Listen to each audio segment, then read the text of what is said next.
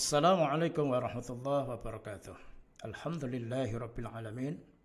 Wassalatu wassalamu ala asrafil mursalin wa ala alihi wa sahbihi ajma'in, amma ba'du.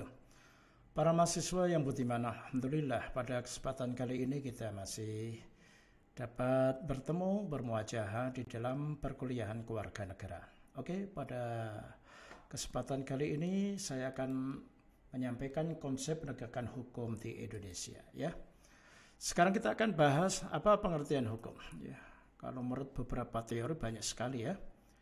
Ini ada pengertian hukum beberapa pakar ya. Ya, ada Case, ada Sudiran, ada Gratius, ini ada Prof. Dr. Van Abeldorn. Ini kalau bisa saya ambil intisari dari keempat pakar tersebut. Ini adalah yang namanya hukum itu adalah suatu gejala dalam pergaulan hidup yang bergulat terus-menerus dalam keadaan bentur dan membentur tanpa henti-hentinya dengan gejala-gejala lainnya. Ya, ini intisari yang pertama, ada gejolak hukum. Terus kata kunci yang kedua adalah hukum itu adalah tidak bisa dilihat, itu termasuk abstrak, tapi itu diarahkan untuk memuaskan umum, ya. Terus kata kunci yang ketiga adalah yaitu tentang hubungan antar manusia, punya persepsi adil atau tidak adil, kan gitu. Terus yang selanjutnya adalah hukum itu bisa dikatakan perbuatan moral, ya, dalam menjamin suatu keadilan. Oke, para mahasiswa yang berbahagia. Jadi kita bicara masalah hukum, itu adalah sebenarnya kita belajar masalah norma yang mempunyai kekuatan, ya. Nah, sekarang salah satu contoh yaitu ada produk hukum, ada produk fatwa, gitu ya. Jadi ini biar Anda bisa paham. Produk hukum itu adalah disahkan dalam suatu ketetapan oleh orang yang berwenang. Tapi kalau produk fatwa itu adalah hanya disampaikan kepada produk yang diolah atau diproduksi oleh beberapa kelompok, tapi sifatnya adalah hanya himbauan. Seperti fatwa Majelis Ulama tentang masalah hukum membeli kurma dari Israel, ya, hukumnya haram, ya. Itu himbauan, ya, himbauan. Lah gimana kalau melanggar? Apakah memang haram benar? Ya, namanya makanan yang haram itu karena zat dan caranya, kan gitu ya. Kalau zatnya halal, caranya juga halal, ya menjadi haram. Tapi kaitannya dengan itu apa? Supaya umat Islam juga mempunyai suatu keberanian untuk melawan Israel dari hal yang kecil. Itu kalau Anda lakukan ya bagus, kalau Anda terpaksa tidak lakukan ya nggak berdosa. Namanya fatwa. Fatwa nggak ada kekuatan hukum. Tapi kalau produk hukum itu ada kekuatan. Penegak hukum hadir di situ kalau ada pelanggaran hukum. Siapa? Polisi, ya. Dari mulai penyelidikan, penyidikan, ya kan? Terus disidangkan. Terus siapa lagi pejabat yang berkaitan dan penegak hukum. Penegak hukum ini siapa? Ya termasuk jaksa, hakim. Nah, itu adalah semuanya adalah hukum. Jadi ada suatu kekuatan yang memaksa, gitu ya. Oke. Para mahasiswa yang berbahagia, ini masih kaitannya dengan beberapa definisi. Ini adalah seorang pakar, Profesor Dr. Mukhtar Kusuma Atmaja, ini mantan Menteri Luar Negeri era Pak Harto. Oke. Terus ada lagi dari Simorangkir, ini juga seorang pakar, memberikan penjelasan. Tapi poin-poinnya sudah kami sampaikan, ada di depan tadi, ya. Sekarang konsep negara hukum, ya. Negara yang berdasarkan atas hukum pada hakikatnya adalah suatu negara hukum. Negara hukum adalah negara yang berlandaskan hukum dan keadilan bagi warga negaranya. Maksudnya adalah segala kewenangan dan tindakan alat-alat perlengkapan negara penguasa semata-mata berdasarkan hukum atau dengan kata lain diatur oleh hukum itu sendiri. Ya. Jadi sekali lagi tidak ada warga negara itu yang kebal hukum. Semuanya itu adalah harus tunduk dan patuh terhadap hukum. Ya. Hukum ini sudah diatur.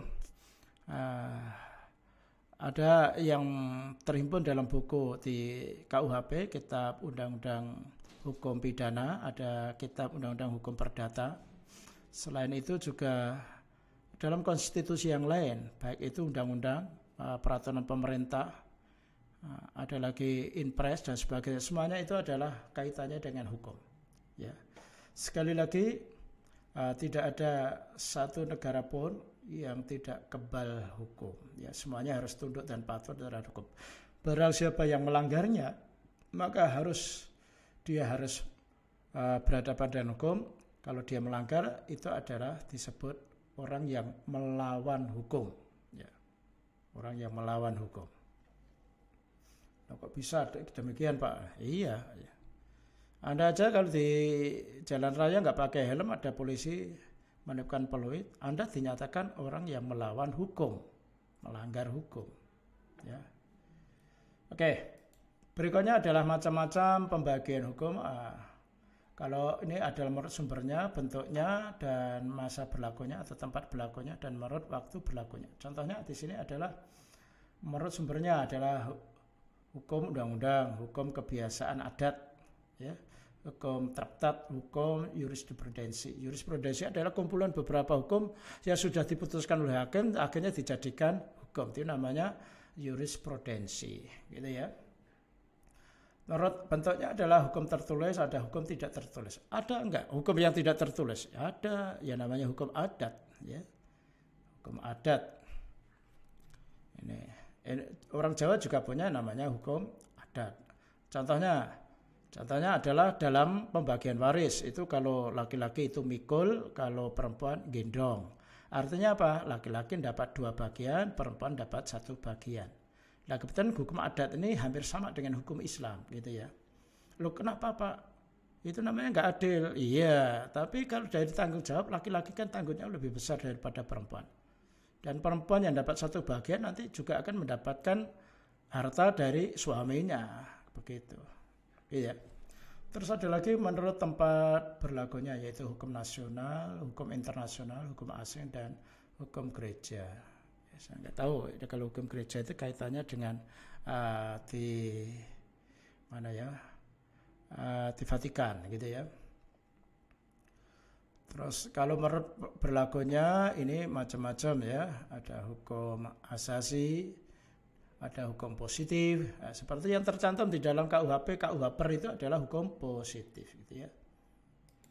Oke, macam-macam pembagian hukum, yaitu menurut cara mempertahankan dan fungsinya, yaitu hukum material. Ya, hukum material itu ada hukum perdata, hukum pidana itu material. Hukum formil adalah acara pidana. Jadi hukum formil itu artinya dalam beracara, ya, dalam acara pidana, acara perdata, dalam persidangan, itu namanya hukum formil. Terus menurut sifat atau daya kerjanya atau sanksinya adalah hukum yang memaksa, hukum yang mengatur. Kalau kaitannya dengan mengatur seperti MK, ya, terus ada lagi apa ya? Tapi kalau yang memaksa itu adalah hukum di pengadilan, ya, hukum di pengadilan. Katakanlah hukum di pengadilan dinyatakan dengan nyata bahwa si A korupsi, maka dijatuhi hukum 10 tahun. Itu namanya hukum yang memaksa. Ya, denda katakanlah 1 miliar. Kalau tidak dibayar 1 miliar, maka diganti, yaitu kurungan sampai 1 tahun. Gitu ya. Itu satu contoh. Menurut isinya, maka aturan hukum dapat dibagi menjadi, yaitu hukum publik dan hukum privat. Privat itu pribadi. Ada nggak hukum privat? Biasanya kalau yang kaitannya dengan pribadi itu biasanya persidangan, hukum formilnya adalah secara tertutup. Contohnya adalah kasus pemerkosaan, ya. Kalau dilakukan suka dengan suka itu bukan pemerkosaan, itu menurut KUHP, ya kan? Kalau saya menurut hukum Islam lebih ekstrim, tapi nggak saya sampaikan di sini ya.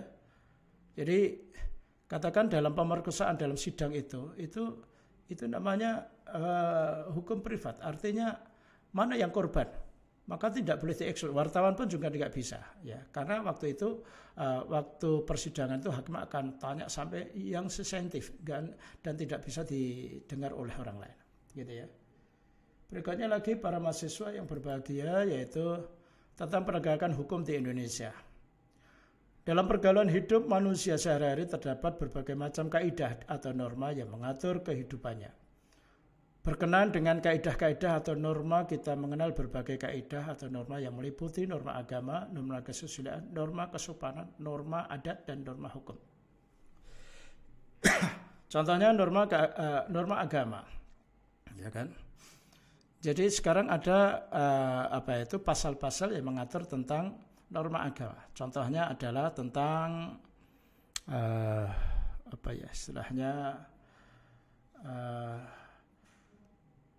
pelecehan terhadap agama, gitu ya. Kasus umpama saja Ahok yang sampai ke meja hijau itu karena di situ adalah karena melanggar norma agama. Terus norma kesusilaan, yaitu kasus adanya perselingkuhan, ya, kasus adanya pemerkosaan. Ini sebenarnya sudah melanggar norma sosial.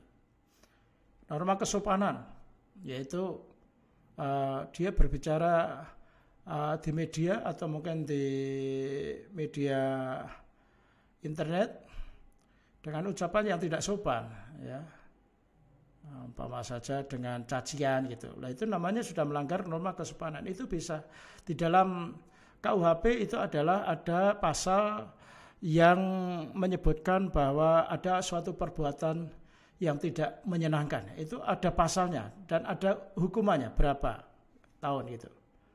Norma adat dan norma hukum dan sebagainya, ya. Terus yang selanjutnya di sini para mahasiswa tadi kami sampaikan semuanya itu adalah muaranya sampai ke social norm atau norma sosial, ada untuk menuju kepada values, ada nilainya, ya kan? Ada belief, ada behavior atau perilaku, ada attitudes, yaitu suatu kepercayaan. Ini. Nah, jadi kalau ini norma-norma itu dijunjung tinggi, ya, tidak ada satupun praktek untuk melawan hukum, maka akan menunjukkan yaitu norma sosial masyarakat yang adil makmur, ya, mempunyai nilai yang tinggi, mempunyai suatu kepercayaan yang luar biasa, punya perilaku yang baik gitu. Ini intinya di sini nih. Ya, ada attitudes, ada belief, ada behavior, ya, dan lain sebagainya. Dan ini adalah lembaga penegak hukum, ada kepolisian, ya. Kepolisian ini adalah wewenangnya melakukan penyelidikan, penyidikan, ya, menahan, baru dilimpahkan ke kejaksaan. Di kejaksaan ini adalah nanti dia akan mengajukan perkara itu ke pengadilan, ya, ke pengadilan. Nah, ini di sini apakah orang dinyatakan salah atau tidak itu di pengadilan. Makanya dimulai dari kepolisian kejaksaan itu adalah istilahnya diduga melanggar hukum, diduga. Jadi ada azas praduga tak bersalah gitu, ya. Itu maksudnya gitu. Yang menyatakan itu salah atau tidak itu di hakim, ya, di majelis hakim di sini. Gitu, ya.